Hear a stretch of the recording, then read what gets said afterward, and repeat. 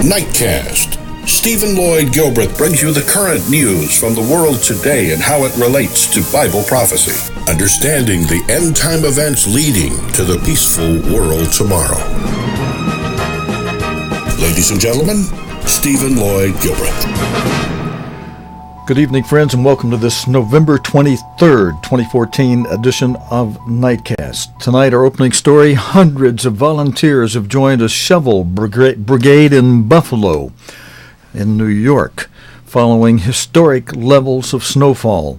Snowfall in the northeast of the United States has subsided, forecasters say, but there are now warnings of flooding as the snow melt. Tim Nielsen reports.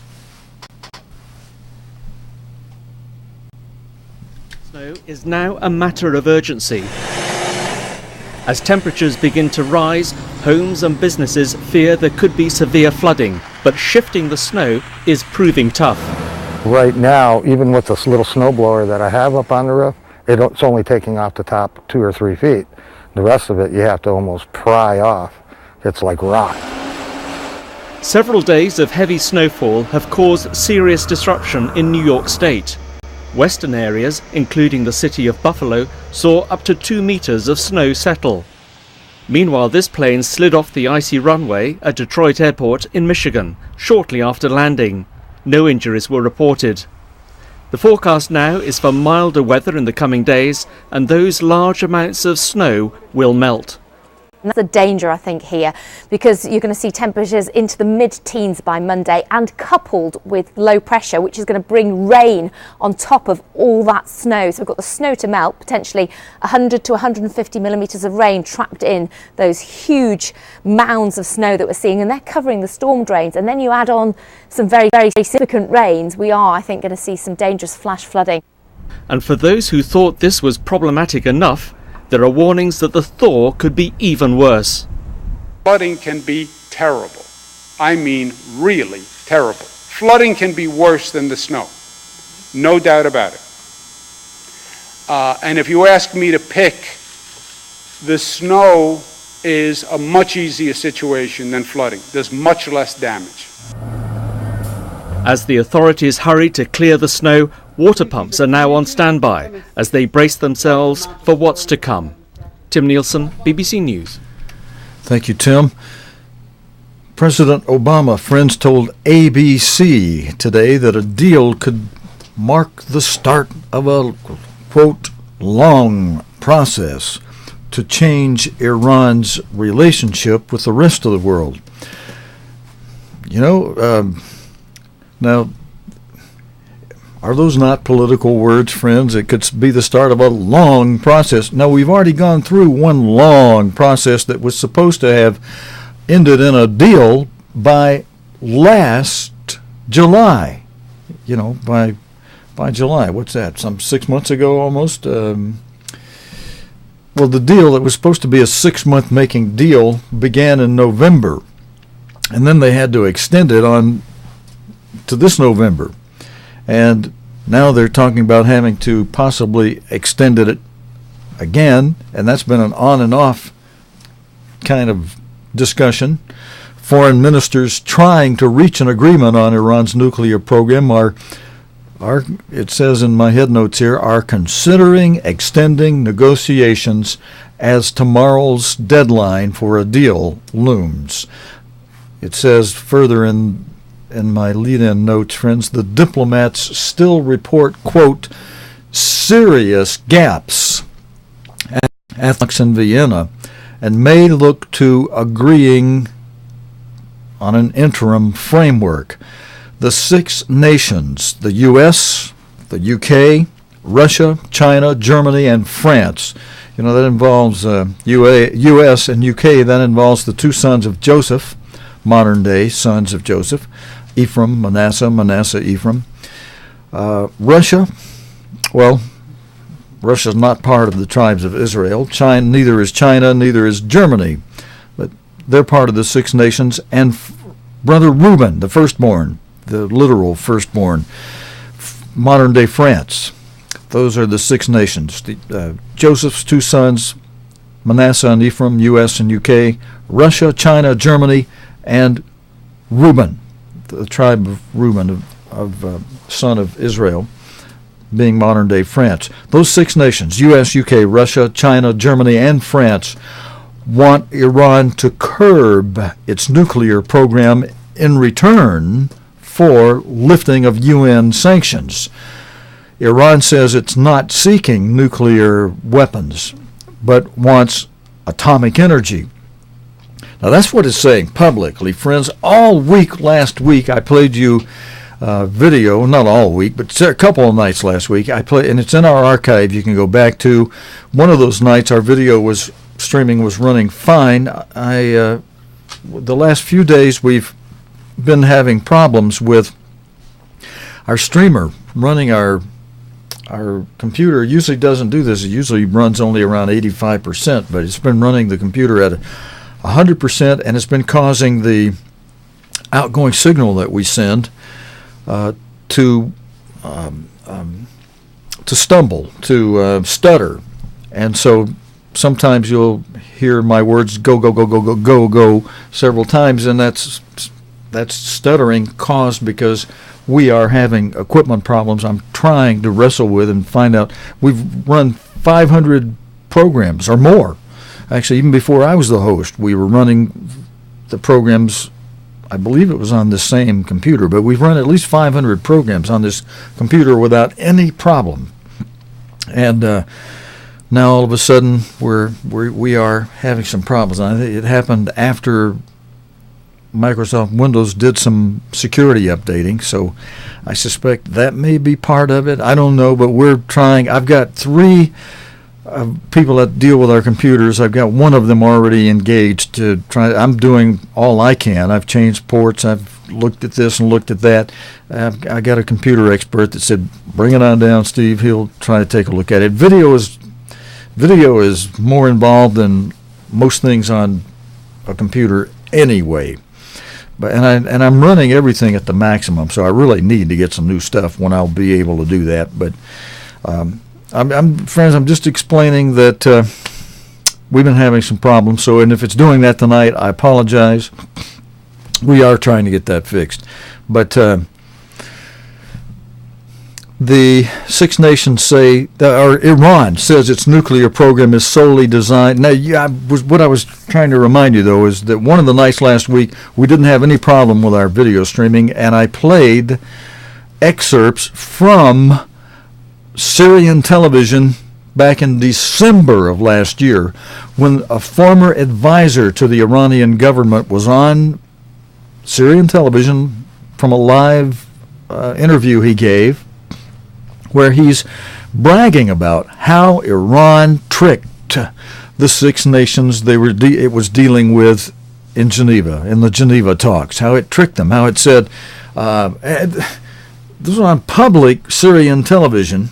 I was able to get that, I haven't seen it played anywhere else, but I've played it a number of times, and I know the NSA has access to the archives and videos that we store of this program, and if some of the words I say that trip their thing to, hey, watch for this or that, should have made that video available for the president to be able to know, hey, you got people from Iran that were counselors and part of the government saying, we tricked them, we tricked you.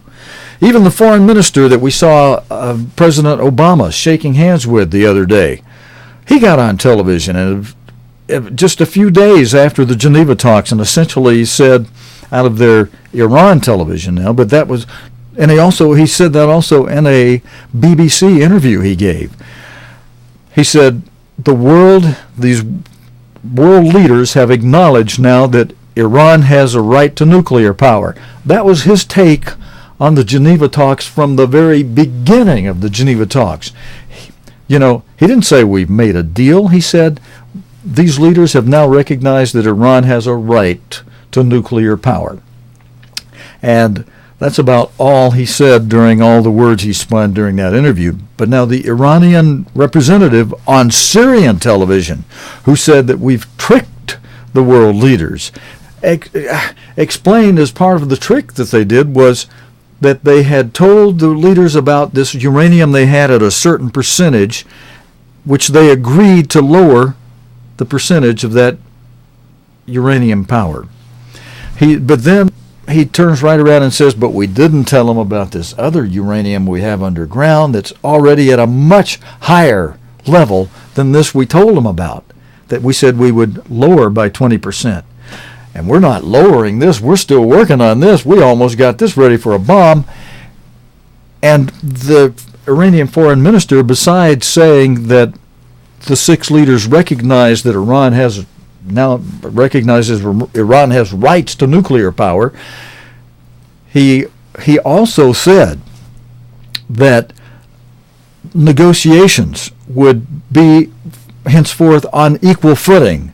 Now, what in the blooming world did he mean by equal footing? You know, the rest of the nations, U.S., U.K., Russia, and I don't know about China yet, but anyway, most of these major players have nuclear-powered bombs, nuclear warheads. Now, to be on equal footing, that would what the Iranian foreign minister's statement would have to mean. This stuff we got hit underground that I'm not mentioning, but the other guy on Syrian TV mentioned, that we've nearly got to a bomb. Once we get that to a warhead capacity, nuclear warhead capacity, then we're on equal footing. And with equal footing, friends, negotiations, the six nations will have no leveraging power. Forget the sanctions. Iran will just say, you keep those sanctions on, we're gonna blow up your major cities. And you know, it's not Iran that's going to do it for against the United States and the UK, according to prophecy.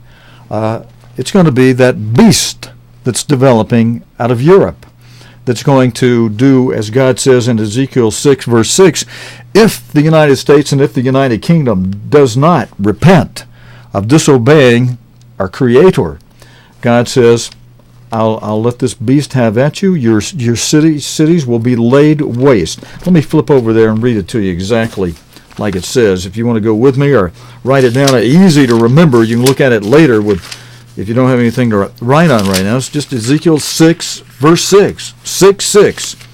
That's almost like 666, but it's just, chapter 6 and verse 6 of Ezekiel, where God says through Ezekiel, in all your dwelling places, the cities shall be laid waste. That's plural. The cities shall be laid waste, and the high places shall be desolate, that your altars may be laid waste and made desolate, and your idols may be broken and cease, and your images be cut down, and your works may be abolished. One of these nights I'm going to try to play some excerpts from one of Mr. Armstrong's programs where he explains from the Bible how, yes, this nation, the United Kingdom too, we have images and we have idols.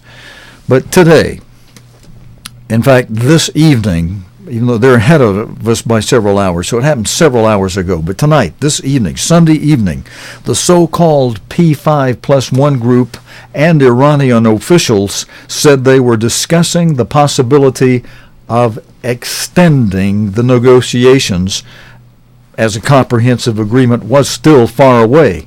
Now, before I go to an analysis by Jeremy Bowen, which Jeremy Bowen does some really detailed research work and homework for news stories for the BBC. He is the BBC's Middle East editor. And out of Vienna, he wrote an analysis today that I'm going to read to you in just a moment. But let's go to a video I have with President Obama. Let me see. Do I have the head notes on Obama, what he's saying here? Let me read you. I may have some head notes to introduce President Obama, but so let me read you this short analysis by Jeremy Bowen. He says, The price of failure is potentially serious. These talks, these Geneva talks, are the continuation of a lot of work since a temporary agreement in Geneva a year ago. And again, let me pause from this article, friends, and just remind you, well, you probably should already well know, that that really there was no agreement except that the world powers would relieve Iran of sanctions if they came to a final agreement. Well, they were just agreeing that they would agree. But Iran does say that, well, we told them about this certain uranium we had at this certain low level that we agreed to lower by 20%. And that same Iranian official said, but we've got some other uranium underground that's already at a much higher percentage that we didn't tell them about, and that we're still working on that to develop that. We got that real close to being a bomb. And then during this last 1 year period, we saw missiles be deployed to Iran that are capable of reaching Tel Aviv. And so that deal, going back to Mr. Bowen's article, where he says that deal, that Geneva deal, stopped what appeared to be an inexorable slide to war.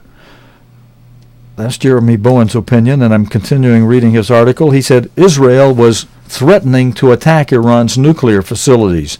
And you know, friends, this bloomin' Geneva talk and deal, so-called deal, which is not a deal yet at all, really, just a deal to make a deal that hasn't come about, and now the time for making a deal is being extended.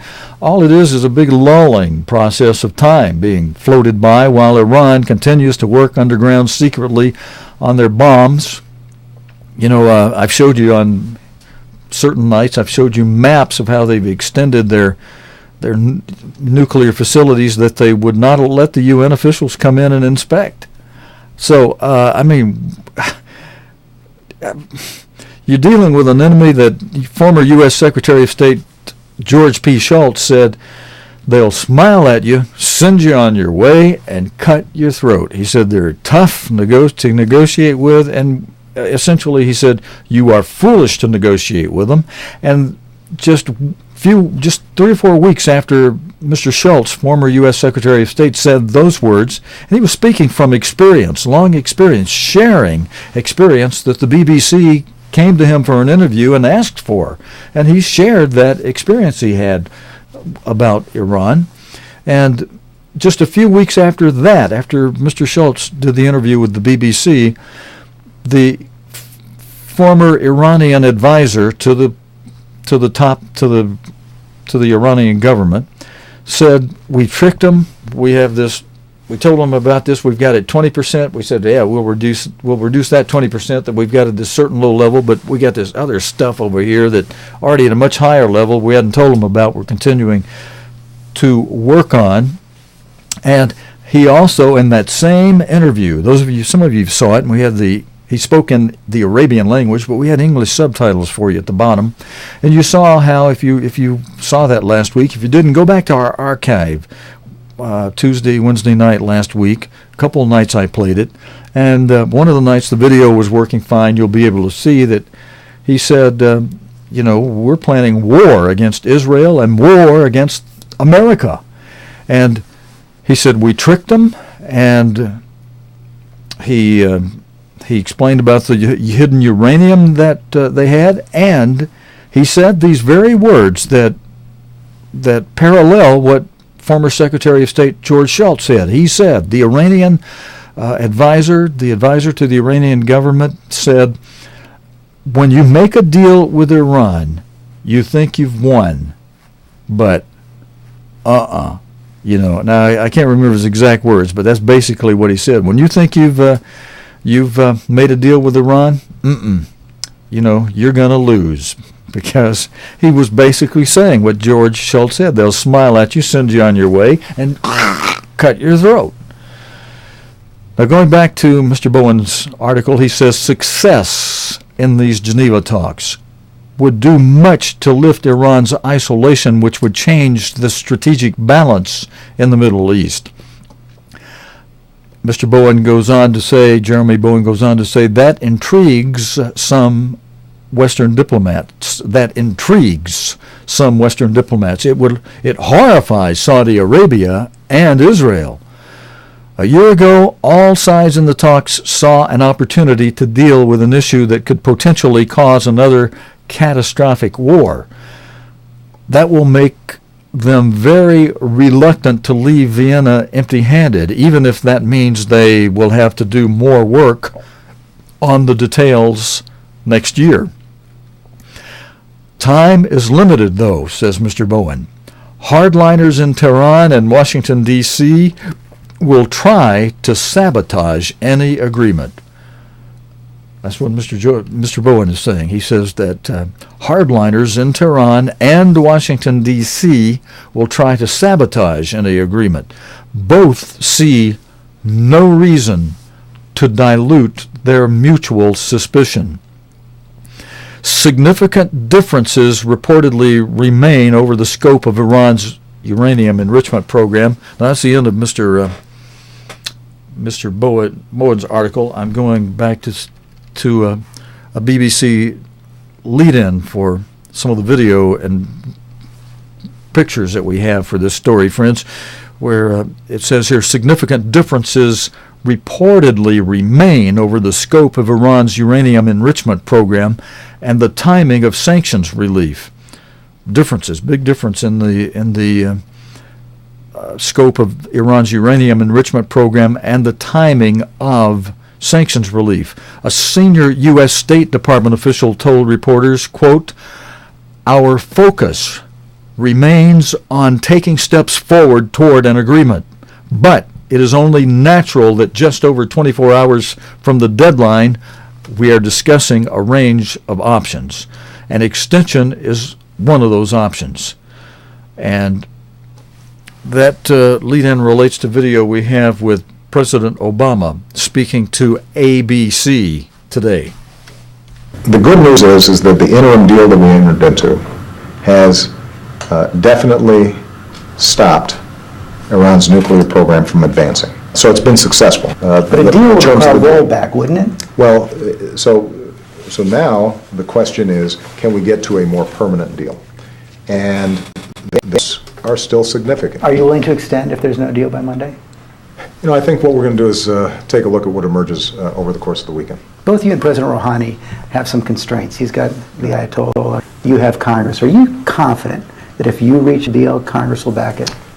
I'm confident that if we reach a deal that is verifiable and assures that Iran does not have breakout capacity, that not only can I persuade Congress, but I can persuade the American people that it's the right thing to do. And we're going to go right back to let Mr. Stephanopoulos finish this interview with Mr. Obama. But you know, Mr. Obama, you heard him open by admitting he's deceived because he obviously either has not seen or decided to ignore the words of the Iranian advisor to the president of Iran in that interview he did from Syrian television in December last year, where he says, we tricked them, and we got this other uranium over here, it's underground, we're still working on it. The president started out saying, we stopped their nuclear program. No, Mr. President, you have not. You are sitting blind to what Iran is doing behind your back. You are ignoring senior, more experienced Secretary of State warnings and experience that says, as George P. Shultz did, that Iran will smile at you, send you on your way, and cut your throat. Now, maybe, I'm going to be bold and say, maybe you want the throats of the American citizens cut. And so maybe you are willingly, I'm only just saying that's a possibility, but I'm not really saying that's it. But, either way, though, whether it's being done naively, unwittingly, or wittingly, it works to a great deficit to the people of the United States and to the world. Let's go back to Mr. Stephanopoulos and let him finish up this interview. And then Iran joins the fight against ISIS? Well, Iran is already, fighting ISIS through its various surrogates. We're not going to be, I think, anytime soon, coordinating military activities with Iran. Because keep in mind, even if we solve the nuclear problem, we still have the problem of Iran sponsoring terrorist activities in the region. We still have problems in terms of their attitude towards friends like Israel. What a deal would do is take a big piece of business off and perhaps begin a long process in which the relationship, not just between Iran and us, but the relationship between Iran and the world and the region begins to change. Iran's not like North Korea, a country that's just completely isolated and completely dysfunctional. So they have the opportunity, I think, to really thrive. I suspect President Rouhani would like to seize that opportunity, but in the end, he's going to have to deal with his politics at home, and he's not the ultimate decider inside of Iran. The supreme leader is. Okay, we're going to cut that interview with on ABC with Mr. Stephanopoulos and the President of the United States, and we're going to go over to the President of the United States being the chief of the military, and go over to for the chief of the military for modern-day Manasseh.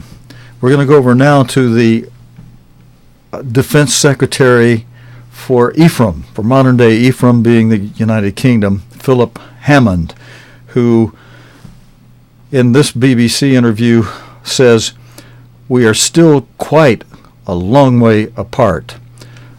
Earlier, an Iranian news agency quoted an unnamed member of the Iranian delegation as saying a full deal was impossible on Monday. Let me come back to my notes on that after we hear the UK's Defence Secretary Philip Hammond. Well, I'm back here this evening to engage with my E3 colleagues to discuss how we're going to manage meetings with the Iranians tomorrow. We're all focused on trying to get to a deal, but I wouldn't want to give any false hopes here. We're still quite a long way apart, and there are some very tough and complex issues to deal with, but we're all focused right now on trying to get that deal done. Is an extension, though, something you would consider if you can't get the deal done? Well, look, at the moment, we're focused on the last push, big push tomorrow morning to try and get this across the line. Of course, if we're not able to do it, we'll then look at where we go from there. But at the moment, everybody's talking about how we are going to try and bridge that gap and move things forward tomorrow with the Iranians.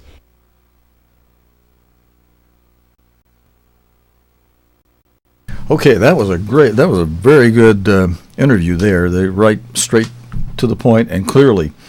Earlier, an Iranian news agency quoted an unnamed member of the Iranian delegation as saying a full deal was impossible by tomorrow, Monday, the supposed deadline. However, Iranian sources have told BBC Persian's Karsa Neji that a political agreement could be reached before the deadline. Diplomats, but it's like, friends, I read these things to you and I just can't, I've got to comment. It's just like, ignoring former United States Secretary of State George P. Shultz saying they'll smile at you, send you on your way, and cut your throat. And ignoring that Syrian television live interview from the official Iranian advisor to the government, saying that we only told them about this uranium we had at this certain low level that we agreed to reduce by 20%, but we didn't tell them about this other stuff we have over here at a much higher percentage. We're still working on that. And then the Iranian foreign minister saying that the leaders of the world finally recognize Iran has a right to nuclear power, and saying and this is right after the Geneva talks, acknowledging the Geneva talks. He's not saying we made a deal. He said they recognize we have a right to nuclear power, and then saying, well, further answering the questions along this line, to say further negotiations on how it will be finalized will be done on a basis of equal footing. And if you're reading that between the lines as I read it, he was saying, we'll just stall this thing out until this hidden uranium over here that our fellow on Syrian television told you about, but we're not going to mention, because you people are ignoring that. You don't even know about it. You're not supposed to know about that. We got it hidden away. We're still working on this higher level of uranium we have underground, and once we get that into a nuclear warhead, then we've got equal footing with the rest of you. Then we'll talk about a final deal, where we're able to threaten you that we'll wipe out some of your cities with our nuclear warheads once we've developed it. And once we've developed it, try to take it away from us. You want these bombs? We'll give them to you. But we're not handing them over. We'll send them to you, armed, ready to fire upon your cities. Diplomats have not managed to come close to a broad and comprehensive agreement, the BBC News story says here, but are thought to be agreeing on a document which at best might mention parameters of a future agreement. He says representatives of the P5+1, the 5 permanent UN Security Council members, plus Germany. Interesting. And isn't that an interesting point in this news story, friends? Now, through this deal, Germany, who was not a member of the UN Security Council, is part of this P5. Those that are part of the Security Council, they are part of this of the Geneva talks, supposedly intended to reach some kind of deal with Iran. But those P5+1, under the agreement that they think they've made, Iran curbed some of its uranium enrichment for sanctions relief. And did you notice the words even in the news story? It curbed some of its uranium enrichment. And, if you news editors and other people and government leaders, if you really want to get smart, you'll heed what the advisor, the official advisor, he's a former advisor, but was officially hired by the Iranian government to advise them. He went on Syrian television, speaking in the Arabian language with English subtitles that we've got on there when we play it so you can see what he said. He went on there in December last year, just 3 weeks after the Geneva talks began last year, saying we tricked the world leaders. We told them we'd reduce this uranium we had at a low level by 20%. He said we didn't tell them about this other uranium, and he says you try to make a deal with Iran and you think you've won, and you haven't. And he's saying this openly on Syrian television. I played that last week. It's in our archive. I encourage you to go see it. Maybe I'll play it again sometime in the near future. This Wednesday, though, friends, let me tell you this before we close up for tonight. I got just a few more words about this Geneva talk thing. But just keep in mind for Wednesday this week, that is the day that Pope Francis will be speaking before the European Parliament at its main headquarters in Strasbourg, France. I'll have more to say on that in just a moment, but let me tell you what the caption on another photograph I have for the news story on the Geneva talks says. The caption under this photograph says, students in Tehran held a protest in support for Iran's nuclear program. However, the two sides, now going back to the news story I have for you, friends, however, the two sides failed to reach a lasting deal by July, this past July, as initially agreed, and extended the deadline until tomorrow, November 24.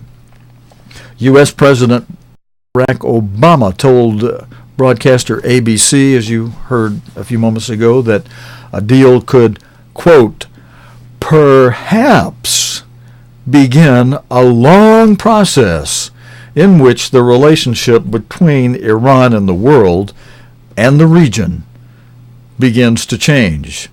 What does that say? Political words. However, he acknowledged that, quote, significant gaps between the two sides remain, and that Iranian President Hassan Rouhani had, quote, to deal with his politics at home.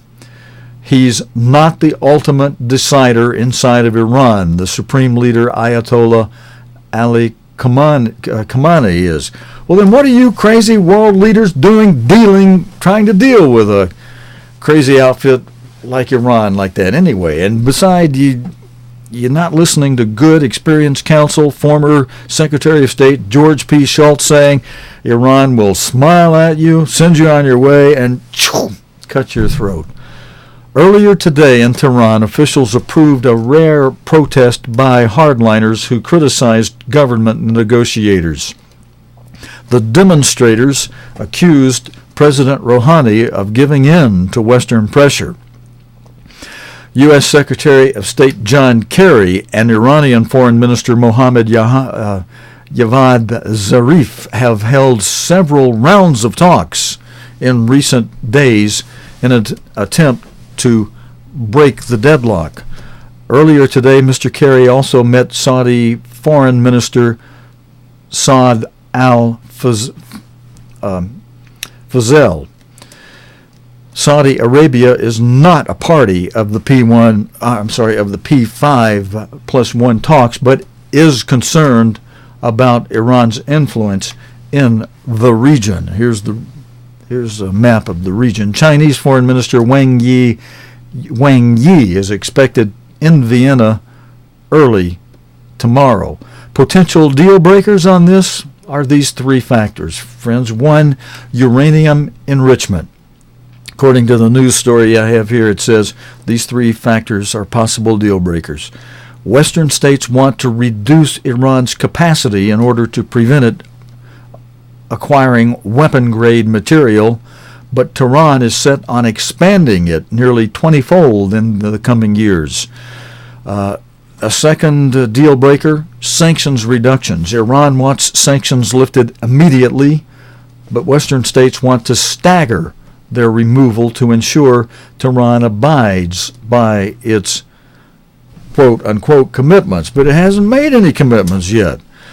That's another potential deal breaker. There's not really a deal. Oh, we'll lower this uranium we have over here at this certain level 20%. And that's the only stuff we told you about. We've really got this other stuff over here at a higher percentage. We're still working on it. And once we get that developed into a bomb, then we'll negotiate with you on equal footing.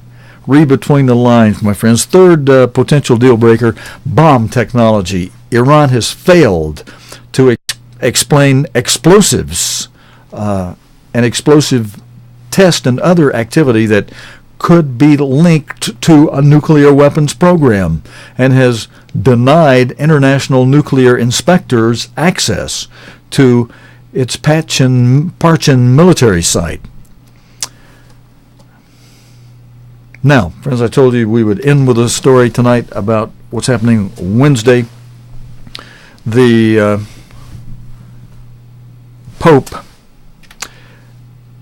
is traveling to Strasbourg this Wednesday, where he was invited to speak on the day before Thanksgiving, the United States Thanksgiving anyway. It's not the whole world's Thanksgiving, but here in the United States, he'll be speaking on Wednesday, the day before Thanksgiving. He'll be speaking in Strasbourg before the European Parliament. That's probably, he may just say, hello, folks, nice, thank you for inviting me here, and blah, blah, blah. I don't think that's going to be all of it. Part of what's happening this week is the EU Commission President Jean-Claude Juncker is on the hot seat for being kicked out as president. All that's happening this week, and could it possibly be that the God of this world will decide to inspire his agent, who rides, as the Bible describes it? We're talking about the first seal. Let me read you the first seal before I finish my comments on that, friends. If we look in Revelation 6, the first few verses begin to describe the first seal of Revelation. And I saw when the Lamb opened one of the seals, and I heard as it were the noise of thunder, and one of the four beasts saying, "Come and see." And I saw and beheld a white horse, and he that sat on him had a bow, and a crown was given unto him, and he went forth conquering and to conquer. Now, I put that slide together from a white horse we have in the book of Revelation Unveiled at Last, written by Herbert Armstrong, and a mural of the Pope with a Superman cape that was painted on the side of a brick building near, not far, just a few blocks away from the Vatican.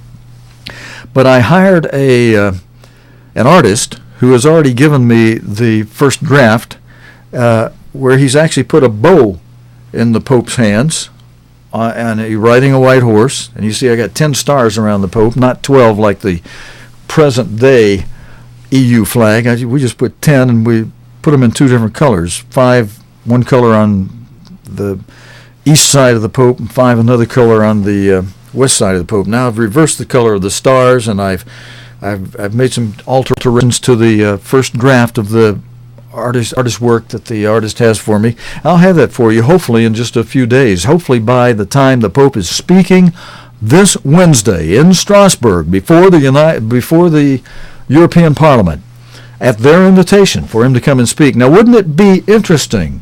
Should I do this? Some of you are going to call this speculation. All right, call it speculation. It's not a prophecy, but it's just a wondering, and we'll see by this Wednesday. I mean, we're only looking at a few days from now.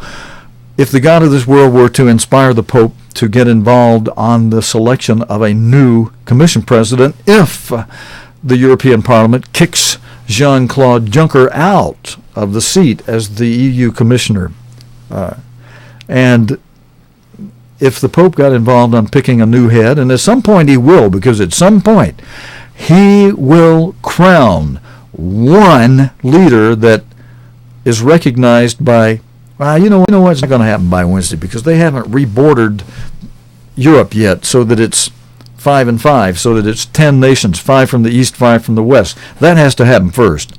And then those 10 give their power to one leader.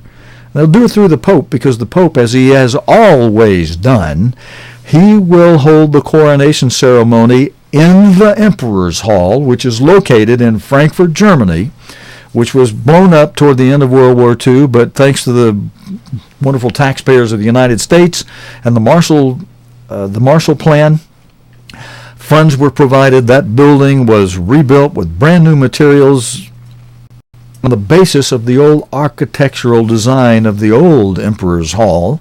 So there it is, rebuilt with new materials, and portraits of all the past emperors, portraits and or statues of them, are back on display in the Emperor's Hall in Frankfurt, Germany. That'd be a great place for some of you if you could get over to Frankfurt to go visit. If you could get into Strasbourg this week, if they would allow you a pass to get in, and we're going to see if there's a live stream that maybe we can somehow be carrying here and picking up quotes from for Wednesday night's program. Even though that's the eve of Thanksgiving, God willing, and our equipment's still working, we'll try to be on and have a report from that day from what happened in the European Parliament in Strasbourg this Wednesday with the Pope there speaking. Friends, I gone a little bit over time on Sunday night. I often go a whole hour on Sunday night because of not being on since Thursday, but we're going to cut it off because I don't know how our video stream is doing. It may still be stuttering as it goes and making it difficult for you to listen to. I apologize for that if it is. We are trying to fix it. With the funding we have, I do the best I can, and I really do the best I can. And I know we need to make some improvements and do a little better. And I'll appreciate your prayers that God will help us find where the bugs are, and we can clear them out and get it operating at least back the way it was before.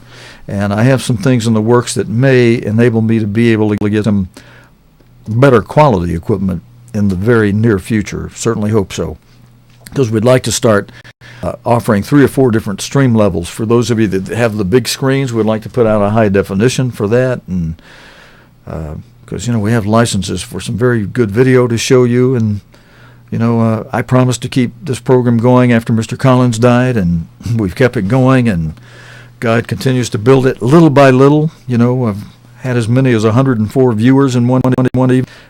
Usually the average is more like a dozen or two. So we're small, but growing little by little. Anyway, friends, God willing and the creek don't rise, we'll be back again here for you tomorrow night, Monday night, with the day's current news related to the Bible and prophecy here on Nightcast. Until next time, your host, Stephen Lloyd Gilbreth, saying so long and good night, friends, for joining me. You have been watching Nightcast with Stephen Lloyd Gilbreth.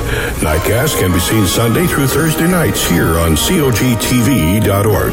Tonight's program is also available anytime on demand in the cogtv.org video archive.